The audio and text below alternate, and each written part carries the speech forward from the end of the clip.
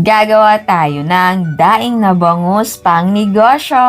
Mahilig ka ba sa bangsilog, daing na bangus, sinangag at itlog? Gumawa ka na lang sa bahay, mabubusog ka na, may extra income ka pa. Sa lahat ng silog na partner, ito ang pinakamadaling gawin. Dahil ang kailangan mo lang, bangus, suka, bawang, asin, paminta, at makakagawa ka na ng masarap na daing na bangus. Ang maganda pa dito kapag ikaw ang bumili, makakapili ka ng bangus na gusto mo. Okay, gawin natin yung marinade natin. So, meron tayong suka. Ang gamit ko ay Dato Puti. Pwedeng kahit anong brand na gusto nyo. Or pwede na native na suka. Yan, tapos lagay tayo ng asin. Konting asukal, optional. Paminta, ito ay crack. Bawang natin. And optional, maglagay tayo ng Ajinomoto. Yan.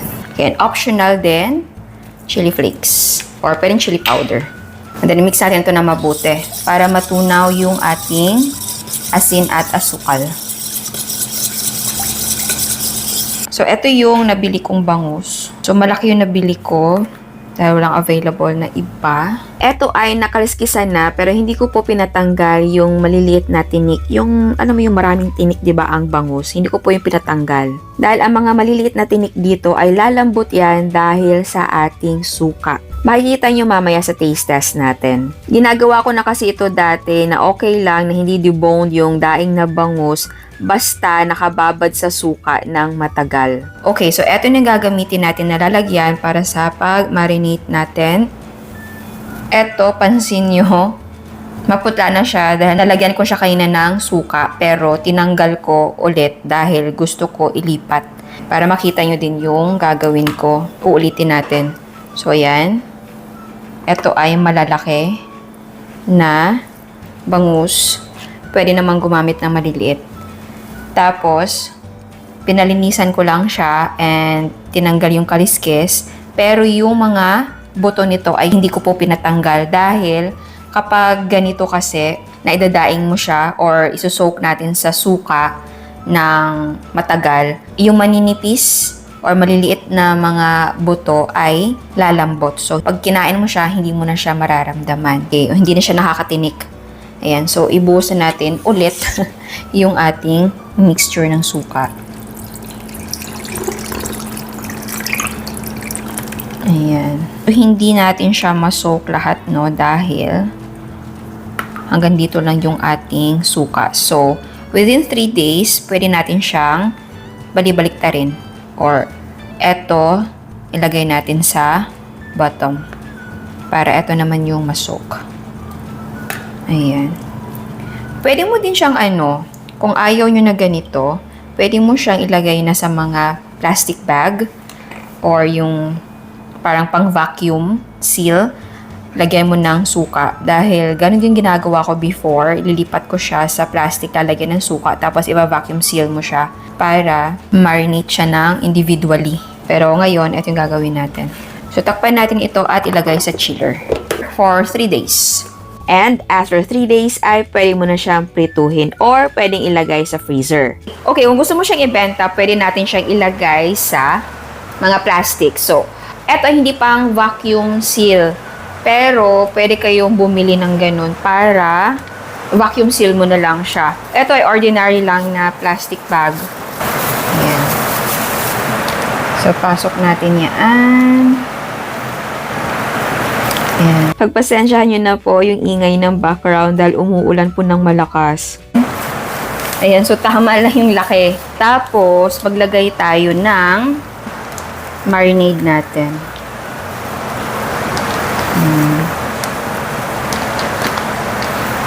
Huwag mo nang damihan ang paglagay ng marinade. May sealer tayo, i-seal natin to. Ayan, so ito yung sealer natin, i-seal na natin siya.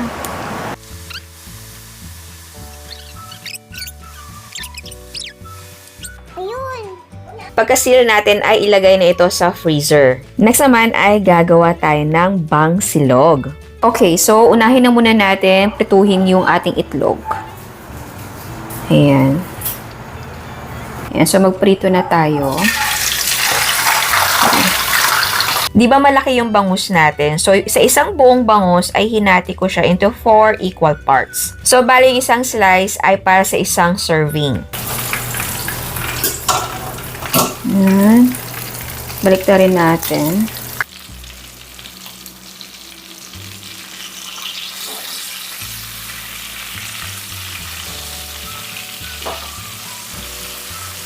Ayan, so kunin natin to. Hahunan natin. Ayan. Ang daming taba, oh. Etong sunod na priprituhin natin ay gawin nating medyo tostado.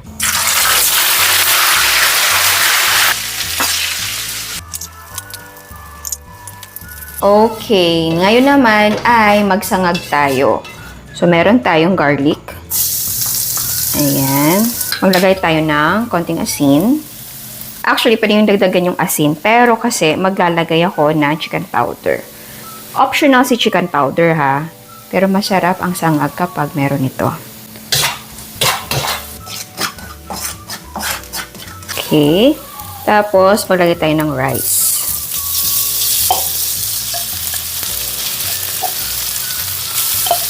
So, mainam talaga kung yesterday's rice yung gagamitin. And kung gusto niyo talagang seryosohin, hanap kayo ng rice na buhaghag na klase. Yung pang fried rice. Yan. Pagkaluto nito ay mag-assemble na tayo. Okay, so maglagay tayo ng rice. Malalim yung ating lalagayan. Tapos, paglagay tayo ng ating bangus. Ayan. Wow. Malaki. Ganyan. Tapos, eto isa. And itlog. Tapos, next, maglagay tayo ng suka natin. Eto ay suka na may bawang. Ayan. Eto optional. Lagyan natin ng atsara. Tapos, extra, optional din, maglagay tayo ng tomatoes and pipino. At ayan, eto na ang ating daing na bangus at bangsilog. Ayan, so tikman na natin. Eto na siya. Ang bango, super excited na kumain dahil matagal na rin ako hindi nakakain ito. Ako ay gumagawa talaga ng daing na bangus. Pero, matagal-tagal na akong hindi nakagawa nito ulit. So, ngayon lang. Kaya, super excited. Okay. So, kuha tayo. Okay. Bangus na muna yung... Tingnan mo yung napili natin na bangus. Ang maganda talaga kapag ikaw yung gumagawa, makakapili ka ng cut na gusto mo. Ayan. Kita nyo yung ano. Maraming mahilig sa fats ng bangus. Ayan siya, oh. So, ayan, so, tikman na natin. Ito ay 3 days na marinate natin siya. So, again, ito po ay hindi natin tinanggalan ng bones. So, tingnan natin ha, kung meron pa tayo, mafe-feel na bones. Yung maliliit na bones ha, kasi ito, yung malalaki na part ng bones niya, hindi talaga yan lalambot. Pero yung maliliit, yung maraming maliliit, yun ang dapat hindi mo na ma-feel ang maramdaman dito. Ayan.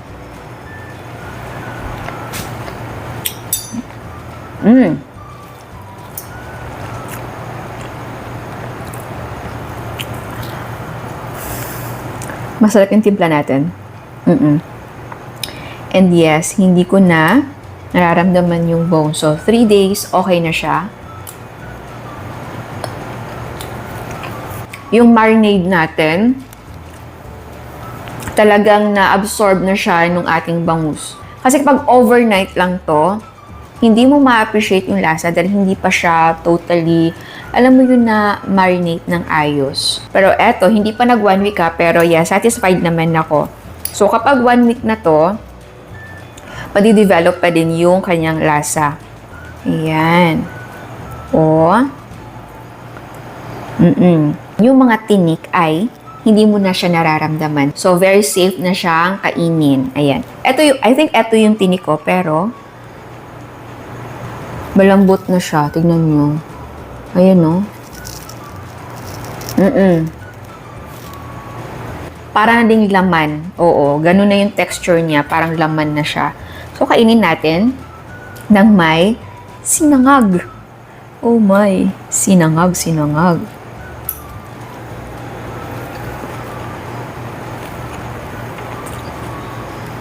Perfect. Ang sarap. Again, kung gusto mong magnegosyo, kung daing na bangus lang, pwede kasi pwede mo siyang pwede ka maging supplier. Pwede, first, unahin mo yung mga kapitbahay mo, family and friends, tapos, syempre, meron ka na makukuha niyan ng mga cafe, resto, magiging supplier ka na. Kahit mga maliliit na mga sari-sari store, pwede mo silang pagbentahan ng mga frozen na daing na bangus. And kung meron ka ng existing na negosyo, pwede mo siyang i-add. Lalo na kapag ang negosyo mo ay convenience store or yun nga, sari-sari store. And kung meron kang maliit na kainan or cafe na maliit, pwede mo siyang i-serve dahil masarap po siya. Kahit walang suka ay masarap na po siya, oo. Pero kung ang timpla nyo ay maalat, kung gusto nyo maalat na daing, so syempre damihan nyo lang yung asin. Kasi may ganun gusto nila maalat yung daing nila. Tapos, isasaw-saw sa suka. So, pwede din ganun. O nga pala, di ba, ang pinakamaraming tinik na part ng bangus ay yung sa tail. So, tingnan natin ha. Wala na akong makitang tinik. Ano ba yan? Wait. Eto may tinik. Ayan Ayan siya, tingnan nyo. Ayan. Wobbly na siya dahil hindi na po siya nakakasakit. Eto yung tinik na ito or bones na malaki. Hindi yan malambot. Tigas pa rin yan. Pero yun nga, yung tinik na naiinis kang pag kumain ka ng bangus, naiinis ka dahil ang dami-daming tinik niya. Kapag dinaing po siya, 3 days ay hindi na po. Na po siya? Malambot. Super lambot na po. Ayan. Laban, dinaisek ko na tong bangus na ito. Ayan yung tinik niya. Ay, hindi naman kita. Ayan. Ayan. Ito. Tinik na po yan. Yan, tinik yan. Pero, ayan malambot na siya. So, yes, ganun lang. Para hindi na kayo magpa-debone dahil kapag bumibili ng bangus, yung iba nagpapa-debone. Pero kapag dinaing mo siya, hindi na kailangang i-debone. So yung lang talaga, yung malaki tinik, yun ang hindi malambot. And sa mga pinaglalagay natin, atsara, yung vegetable, pwedeng wala na. Pero kapag kasi ganito, di ba ang ganda? Very colorful. So, pwedeng ganyan, pwedeng wala na. Talagang pure na sinangag, bangus, and itlog, pwede ganon. So, ayan. Sana nagustuhan nyo yung recipe natin ngayon. Ciao! At sa mga hindi pa nakasubscribe, please subscribe sa ating YouTube channel and please click the notification bell and please click all para ma-notify kayo sa lahat ng uploads. And please don't forget to like our Facebook page and follow us on Instagram. Thank you!